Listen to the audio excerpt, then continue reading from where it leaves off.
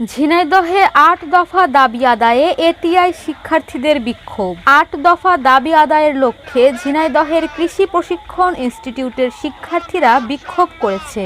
আজ মঙ্গলবার সকাল থেকে দুপুর পর্যন্ত নিজ ক্যাম্পাসে তারা এ বিক্ষোভ করেন। বিক্ষোভ চলাকালীন শিক্ষার্থীরা দেশের পাবলিক কৃষি বিশ্ববিদ্যালয়ে ভর্তির সুযোগ, উপসহকারীদের গ্যাজেটেড কর্মকর্তা হিসেবে প্রজ্ঞাপন জারি, শিক্ষক সংকট দূরীকরণ সহ ৮ দফা দাবি আদায়ের সপক্ষে বক্তব্য রাখেন। সে সময় বক্তারা বলেন, এ দাবির সপক্ষে যখন শিক্ষকগণই বলছেন এটি শুধু শিক্ষার্থীদের দাবি নন, এটা তাদের ন্যায্য অধিকার, তখন মন্ত্রণালয় কেন চুপ? একই সাথে শিক্ষার্থীরা আরও বলেন, দাবি আদায়ে সফল না হওয়া পর্যন্ত ঘরে ফিরে যাব না, প্রয়োজনে আন্দোলন আরও বেগবান হবে। এ সময় উপস্থিত ছিলেন শাহরিয়ার মুজাহিদ, আতিকুর রহমান সজল, রুবায়েত আক্তার আলভী, শাহিনুল ইসলাম শুভ সহ সকল সেমিস্টারের শিক্ষার্থীরা।